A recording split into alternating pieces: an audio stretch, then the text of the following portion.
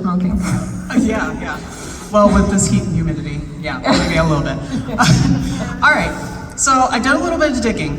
Unfortunately, you don't have much online. Oh, microphone. You don't have much online other than the work that you have done. So is there like any interesting things outside of voice acting or, screen acting? Just like day to day? Yeah, like do you have any side hustles or any charity work that you've done?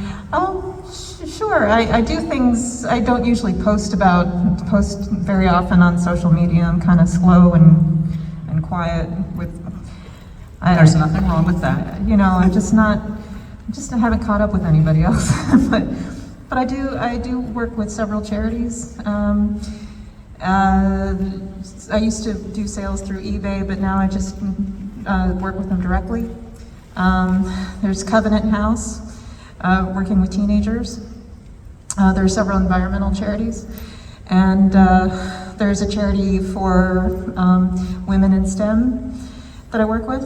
And as an actor, I've always had side gigs, or survival jobs, is what they call them.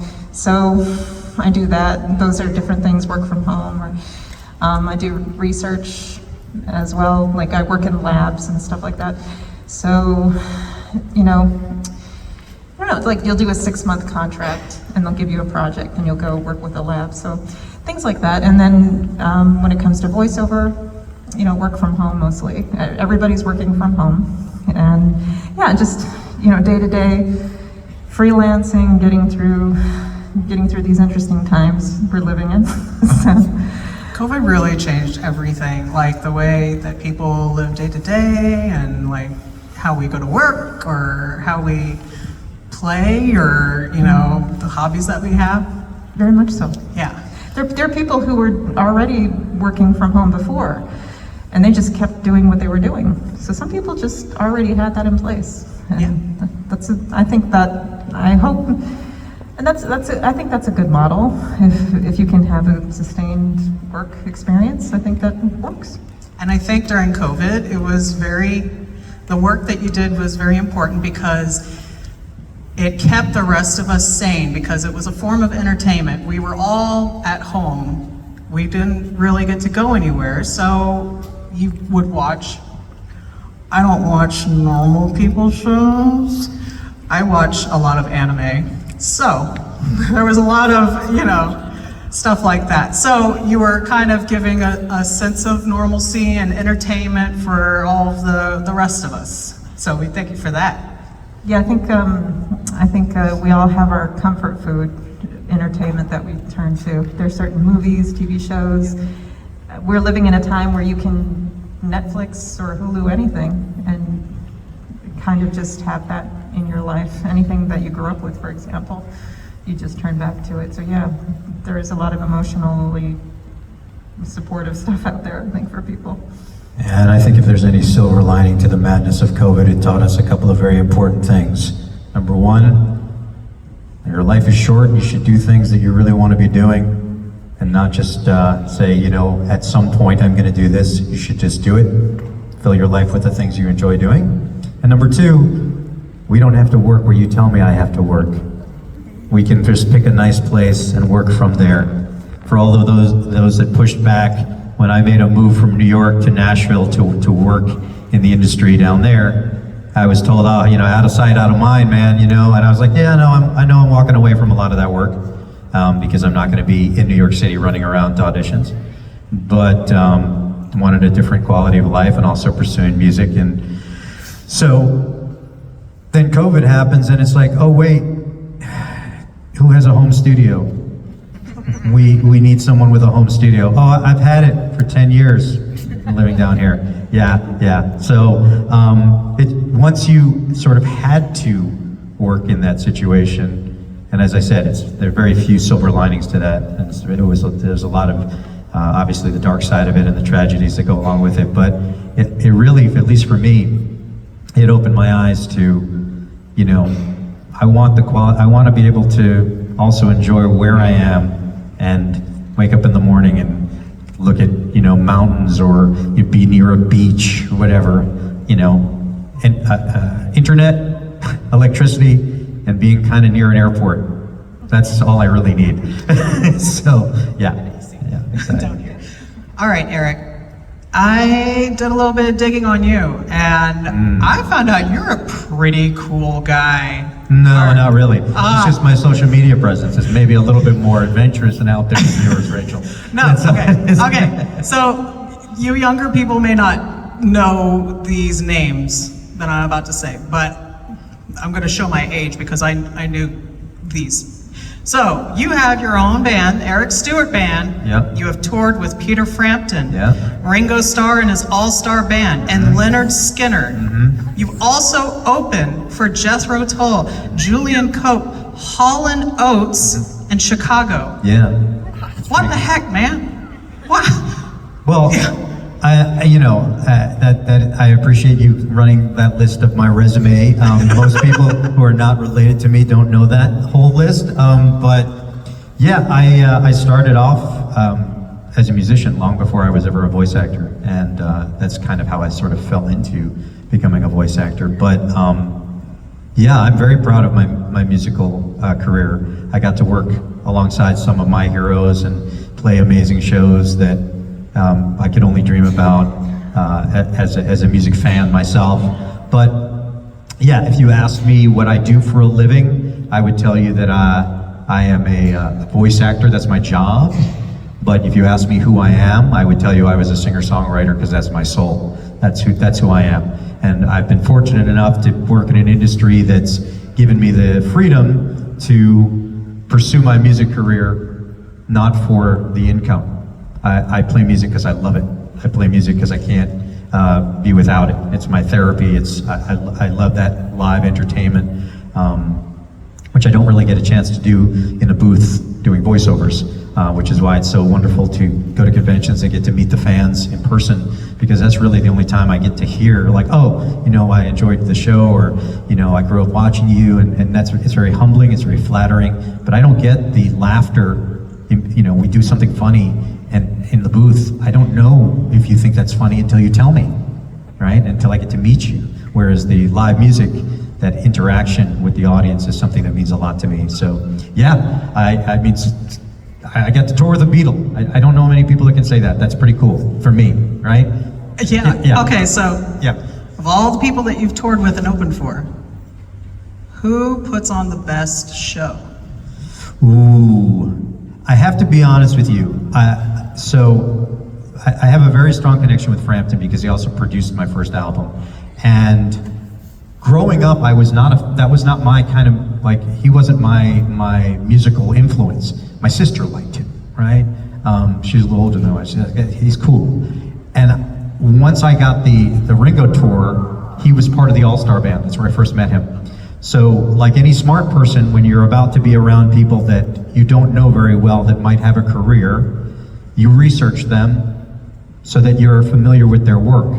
So I bought myself an encyclopedia of rock and roll, because in that all-star band was Peter Frampton, Gary Brooker from Procol Harum, Jack Bruce from Cream, Simon Kirke from Bad Company, Ringo, and Mark Rivera, who plays with Billy Joel, was the musical director. So I wanted to read up on every one of them. And so I read up on Peter. And I was like, okay, Frampton Comes Alive, amazing record, this is fantastic, yeah, great. But even before that, he was in Humble Pie. Wow, this is if you think the Black Crowes are cool, go listen to some Humble Pie. That's who the Black Crowes are basically imitating, right? That's that style of music. And that was Frampton's earlier band. So I have to say that watching Peter on stage, especially in his solo show, was very exciting. It was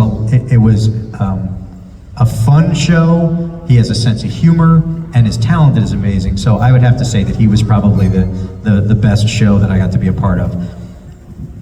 And in terms of our fandom, Peter will tell you that getting a chance to work with Ringo was exciting for both of us, right? He liked being part of that all-star band, and I'd like to be the guy that opened for that show. So, but yeah, I would have to say Frampton. That's cool. Let's see. So I've got a bunch of generic questions, all right, aside from, my nerding out questions that I had already prepared before I found out about, the strike. That's why we're here. That's what we're here to do. Well, I don't know if Daniel would be so happy, or, the agents would be so happy, especially after I did my little boring spiel, but. All right, so, pick a number 1 through 34, because That's on Rachel. 9. 9. Good choice. Good choice. What are you most thankful for?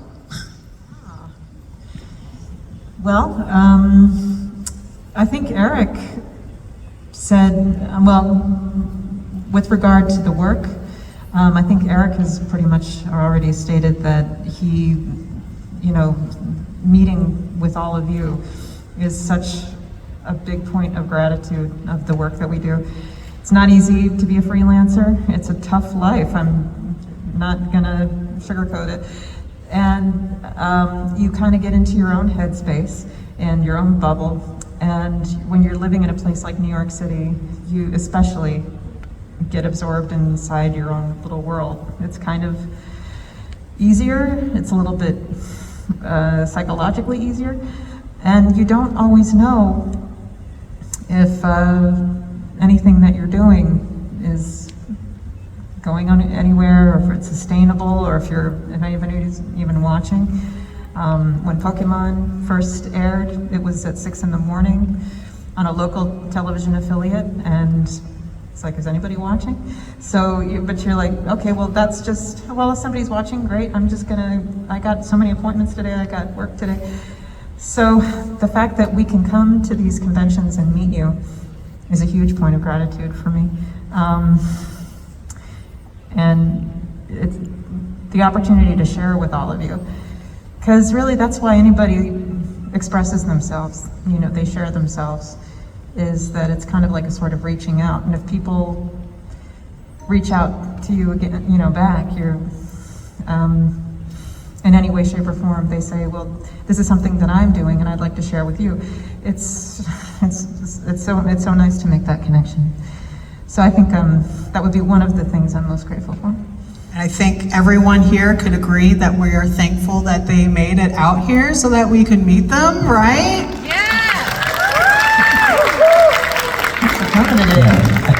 I think, I have to agree with Rachel. I think the other side of that answer for me is,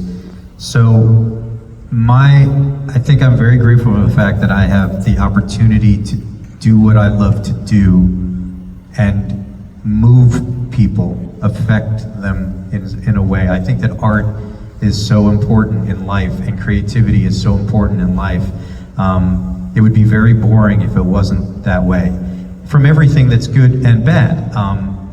If I played you a song I wrote and you hated it, at least it affected you. If you loved it, that's great. But it did something. There was some sort of communication. There was something that affected you emotionally.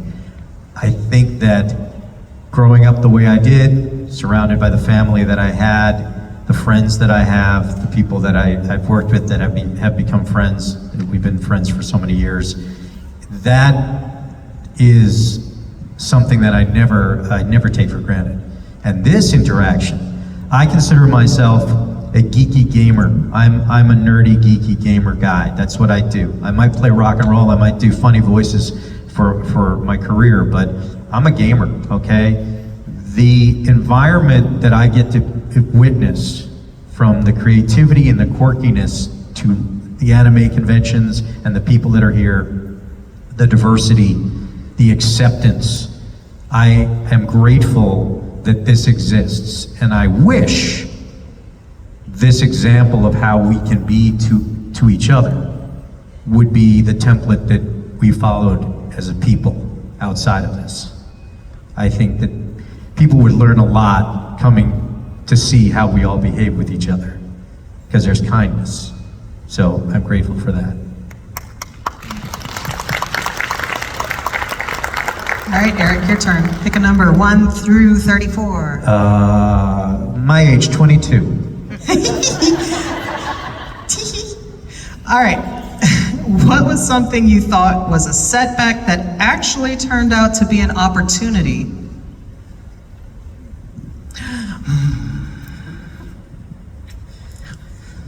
Oh, are we gonna get deep here though? If you want to recheck. I'm gonna get deep. I don't mean to be, like I said, there's a lot of things that have just become very clear to me in life and what's important.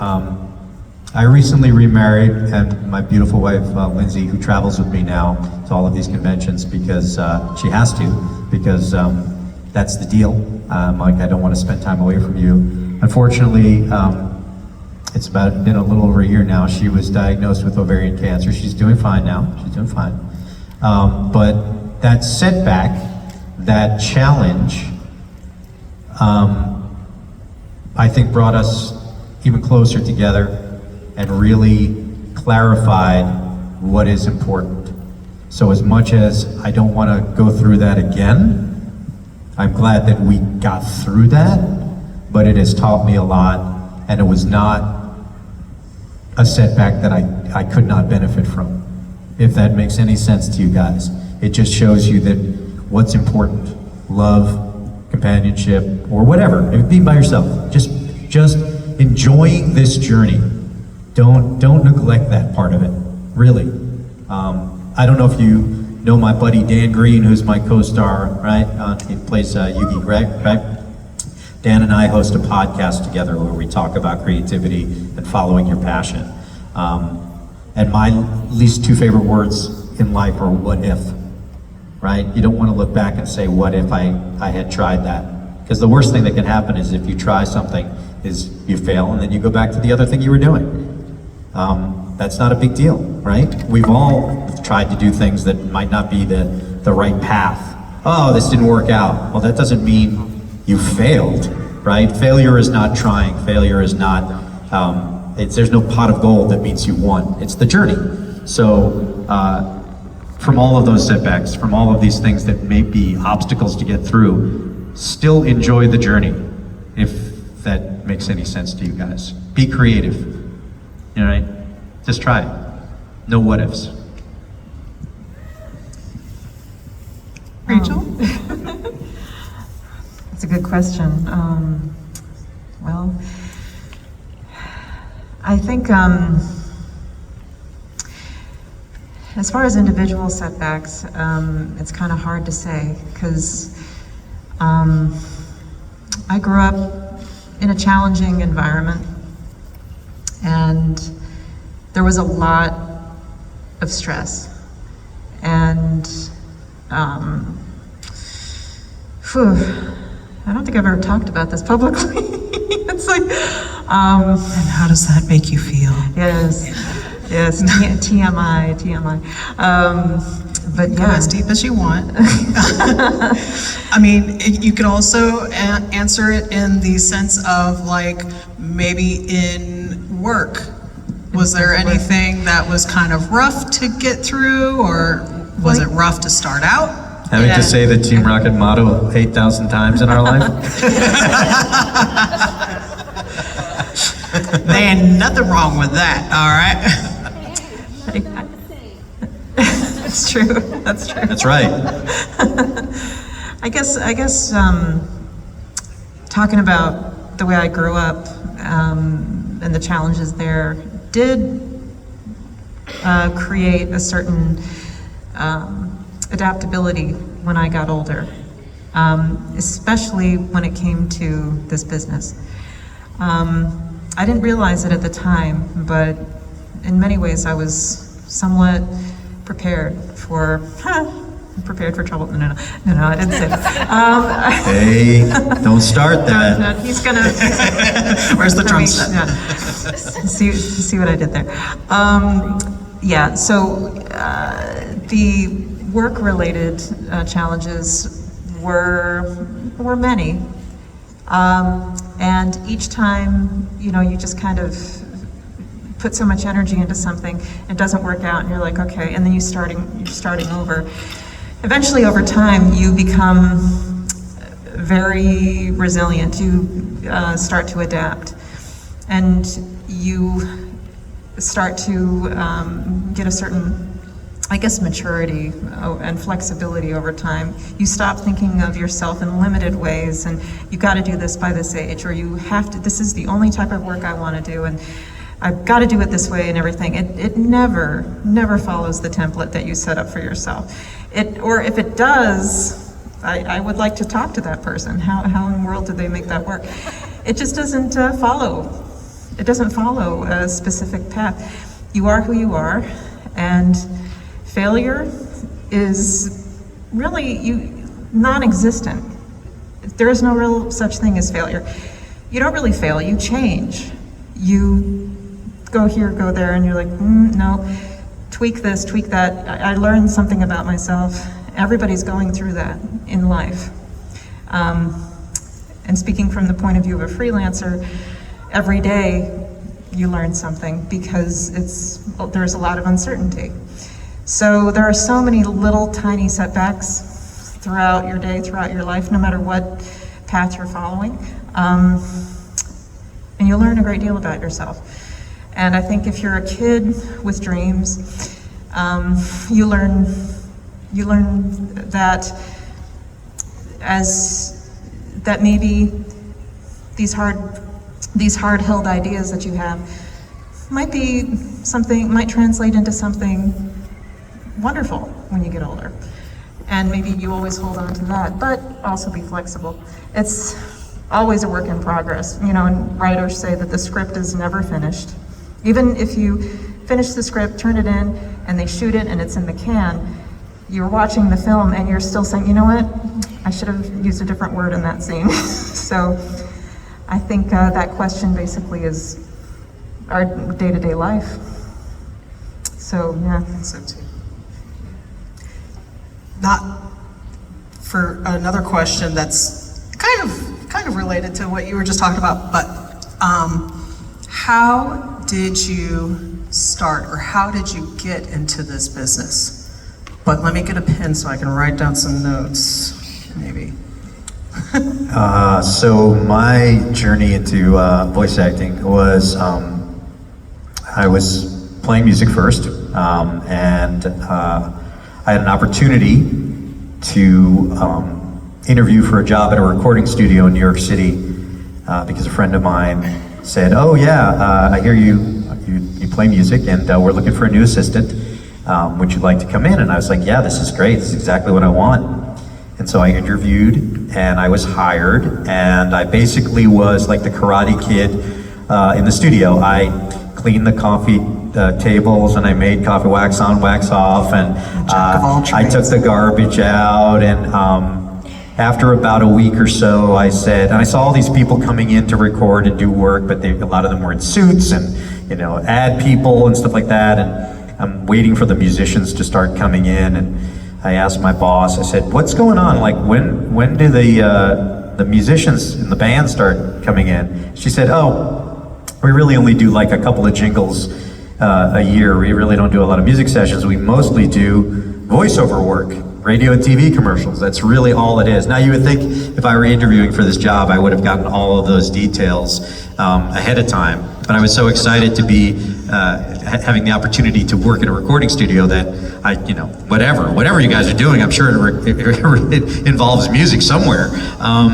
So I learned that business from the other side of the glass. I was the production assistant, then I was the assistant casting director, then I was the casting director, then I was the producer, and then my boss retired and I ran that studio for 10 years.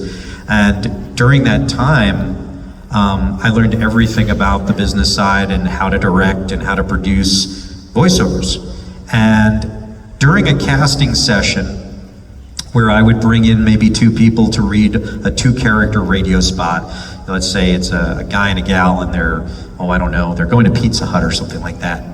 I would bring in like 10 guys, 10 gals, and pair them up and have them read together during the audition. And sometimes what would happen is at the very end of the audition, I might get a call from an agent that says, "Hey, so-and-so can't make it. They have a booking or they got sick or something." And so I'd have an odd number of people waiting, right? Maybe there's one person waiting to read with a guy and there's no one around because there's no one else coming. So I would read with them just to fill in, right? Just to have someone for them to play off of. But I wouldn't slate my name. And a slate is like, if you watch in the movies, you see the big clapper that goes, take one, right? It's got all the writing on it. Well, in an audio world, you say, this is take 5, Eric Stewart as Guy, right? That's what you do. Well, I didn't slate my name because I was also the casting director, so I didn't want to be double dipping. I just wanted to help the other actor perform for the spot, for the audition. And little by little, the clients would call me and say, hey, we love the casting, it's great, we like the 3rd woman, and we like the last guy, but he doesn't say his name.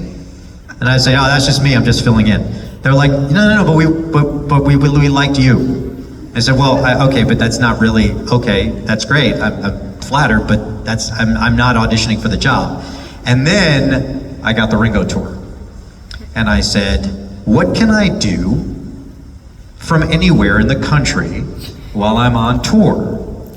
Voiceovers, if I can find a studio, which I probably can.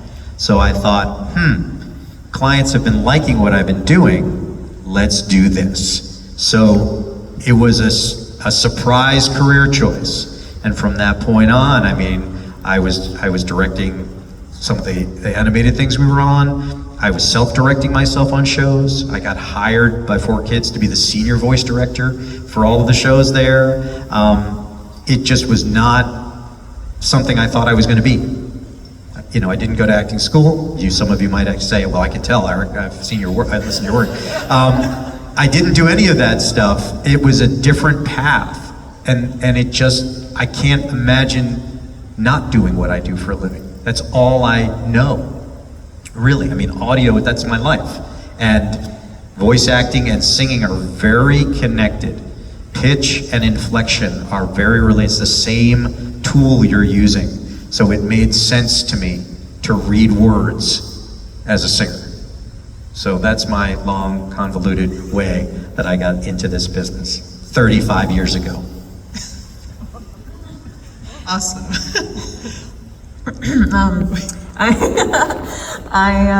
Let's see, I moved to New York City. I went to theater school. I always wanted to do voiceover work since I was pretty much a baby. When I found out that it was a job that existed. When you're super small, I don't know if anybody can relate, but I kind of thought when I was watching cartoons, I thought the characters were real. I thought Fred Flintstone is an actual... He's not. Oh, really? No. Well, shattered bubble. And I just thought, I thought that they existed somehow in some other universe, two-dimensional universe. And, but then I found out that, no, it's drawings and people doing voices. And I said, okay, I want to do voices. But I never thought that I would do it. I was shy. No one else in my family acted. And then I had an opportunity to move to New York and go to school, and I took a bunch of jobs, and I would audition for whatever I could. And since I didn't really have any connections, I didn't really know what I was doing, I would audition for things that were in the acting trade papers. And one of those things was for Japanese animation. They're looking for voice actors, and I answered that ad, and I went to that audition and played a bunch of like little characters, supporting characters, little extras and stuff. Didn't have a lot of experience. I was still in school.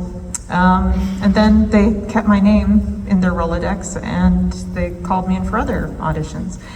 And through that, I mean, it was anime. It was non-union. You didn't really need an agent. You just kind of showed up because that was the structure at the time. And then after, I don't know how long, but after a while, they said we're auditioning for something called Pokemon, or we don't know what it's called. And I showed up to that, and there was just another audition. So that's an example of just how I got that particular job. And I was, as far as voiceover, I took classes, I made demos, just kept auditioning for whatever I could. Kept going, it took time, and you slowly build up relationships. You slowly learn how to use a microphone, build your own studio. It's very, very, very gradual, at least for me. So, starting from the point that I did. So that's my start point story. So there's still hope for me yet. Well, just as a little side note, because I'm sure a lot of you guys have heard the two of us in performances, right? You've heard us play off of each other and do funny shtick as Team Rocket. But do you know that we never recorded together, ever? We were never in the booth together. I mean, we've said hello to each other as we pass each other, but we never did that together. And sometimes she would record first and I would record second, or vice versa. And sometimes it would be like I'd have the punchline or she'd have the punchline, but we knew each other's comedy so much that, especially once we had established that, once we got through the first couple of seasons, we just knew what we needed to do. That dynamic, usually two actors would be in the room together or be on stage together. And to do that in this format, to me, I always thought was great, because I would go in and say, oh, well, I've got the joke. I know how she's going to deliver the straight line that sets this up, or whatever. And that's a cool dynamic. So for those of you who didn't ever realize that, this is this is when we spent time together. Sitting on a couch doing a Q&A, not in the studio. It was weird, because my personal training was theater, and you are constantly interacting with people. The Team Rocket thing was the first and only thing that I've ever done in which a relationship was built remotely. Yeah, individually, yeah. Never did it. Like, that was a very interesting feeling. And like Eric was saying, you get a feel for the other person's timing and humor by listening to them probably 2 or 3 days after they recorded a line. Yeah. And then if you see them in the hallway, they might be in a completely different mood from what they were when they recorded. It's like, oh, I was having a bad day when I recorded them. But yeah, that was a very unique experience, what Eric was talking about. All right, well, I think we are out of time. Okay. Yeah, Okay. time flies when you're having fun, right? Thank you so much. Absolutely. Are you guys having a great time at the con? Awesome. Let's go ahead and give another round of applause for Miss Rachael Lillis and Mr. Eric Stewart. Thank you, Thanks for guys. coming, guys. Thank you.